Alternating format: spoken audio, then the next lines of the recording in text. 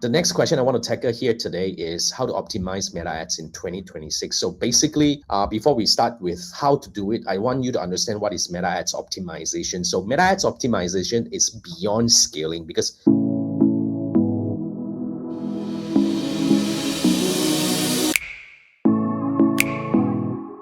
a lot of people would think that, oh, optimization means I spend more money and make more money, because a lot of people, when they start with like some early success, that's what always pop in their head. Oh, I'm spending $10 to make $100 right now. Let's spend $1,000 and make 10,000. It's not going to work that way. So my first, basically optimization is about knowing what is working and what's not working, and make sure that the campaign is working at its optimum level before we start scaling. So knowing what's working and what's not working is really the first step we have to take, which is, in my opinion, the best way to look at it is to dive into your data, your metric, to find out what's working, what's not working. So we have a structure. First, we look at the CTR. There are two sets of CTR, CTR all and CTR link click. So now I'm going into how to optimize it. So first, we need to look at whether the creative is working, because CTR really kind of like gives you the signal whether your creative is working. So your CTR, our benchmark for CTR link click-through rate is 1%. So given an example here, if you're having good result, let's say, for example, you have been getting let's say 10x ROAS with whatever that you're running before you scale, right? We look at the creative. So it could be possible where you have low CTR, say, for example, if you have like 0.5% CTR and your ROAS is 10, before you spend money, if I tell you that if you can possibly make more money without spending more money yet. So how do we do that? 0.5 is below average. So what we do is we test new creative. So our benchmark is 1%. If I'm able to bring, maybe not yet 1%, let's say if I bump your CTR to 0.75, now you're at 0.5. That means I bump your CTR by 50%, 50 in total. Before that, it was 0.5.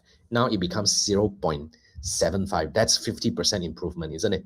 So when that happens, you are actually going to get 50% more clicks by spending the same amount of money. So that means, do you think you can potentially get 50% more add to cart, 50% more purchase? If it's a discounted one, if I only eventually help you get 20% more sales, that's already a big win without spending more money. That's the key. So that's the first example of how do we optimize. Now, the second thing we look at it is the CPM, generally. So CPM really stands for, it's the cost per thousand impressions. That's the real cost when you're running ads on Facebook. So basically, there's no benchmark, but we look at the past campaign. So if we compare to the past, you would have you were having like $10, for example, your CPM, but now you're running at like $15. You know that you're 50% more expensive than the previous one. So what we can potentially do is we can test different strategy. Like we can start testing maybe retargeting, which could potentially, yes, the CPM is going to jump, but we can reach different people, or we can reach a wider audience by, if we are able to reduce the CPM, that means we are able to reach more people with the same amount that we are spending. That can already potentially help you get more conversion. So that's really the key. But then, we do different comparison. Now, then we look at frequency. Now, if your top of funnel is, frequency means how many times your ads has been shown to your audience within a given period of time. So let's say 7 days, and your frequency is already like 2.15. I think, in my opinion, that's high, because we want it to be below 2, especially for top of funnel. So if that's a situation, then we apply exclusion. And then when it comes to retargeting, first, if you do not run retargeting, you must, especially for e-commerce, because this is going to change the entire game altogether in a very powerful way. And so that's the retargeting. So frequency for retargeting is usually we tolerate between like 3 to 8. So if it's not high enough, then we potentially can spend more money. But if it's too high, we can reduce the budget. So that's how we balance up. For top of funnel, we want to reach as many people as possible. For retargeting, we want to reach them as many times as possible within a very short windows of period. So because that's how we make sure that they are being primed enough to make the right decision in our favor. So that's what we do. So and of course, that's on the ad side. Now we have off ad optimization, which is we look at the entire customer journey. That will be different from one campaign to another, or one business to another. So if you're in lead gen, then we will look at okay, now how many % of those people who lands on the website actually become a lead? So we can even track a few things, like how many buttons clicks happen and how many lead happen. So we can actually kind of optimize that. So for example, out of 1,000 landing page view that you get, you only get about like 3 signups to opt in, you know that the landing page is not doing a good job. So we would have to optimize it. So, and on the other hand, if your lead that you get in are not of high quality, you have a lot of junk leads and all that, we know that it's either the ad is bringing the wrong audience or the landing page is converting the audience in the wrong way. So that's how we also do different kind of optimization.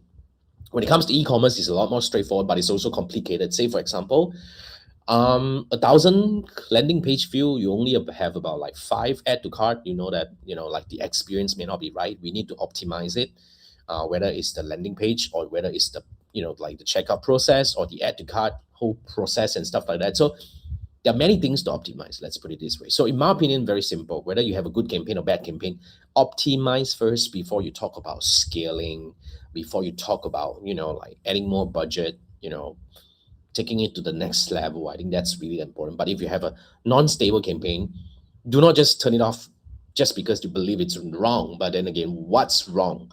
I think that's the key that we need to find out before we start making some decisions on how do we take it to the next level. So if that's something that you're kind of like looking at, you want to optimize it, you want to stabilize it, you want to scale it, what I do is I offer a one-on-one Meta Ads coaching support. So basically, Meta Ads support. So what you do here is you can actually scan this QR code to book a one-on-one discussion. I mean, basically over Zoom. So this is a paid gig, of course. So what we do is we look at your campaign in 30 minutes. It's already good enough. I would look at your campaign, you share your screen through Zoom. So first, I'm going to build the dashboard, meaning like all the metrics that you need to track for your campaign. We're going to build it in your ads manager, and then we can analyze it together, you and I, not somebody else. You're only going to work with me. So we're going to analyze it. I'll guide you on how to analyze it, how to combine different metrics to make decision. And then, yes, we're going to build a plan. We're going to make decision together. We're going to know like what's working, what's not working. Let's do this first. If it works, then great. If not, let's do the second thing, like that's a plan. Yeah, so that's how we can start working together. If that's something that you're looking for, then scan this QR code, and I look forward to work with you.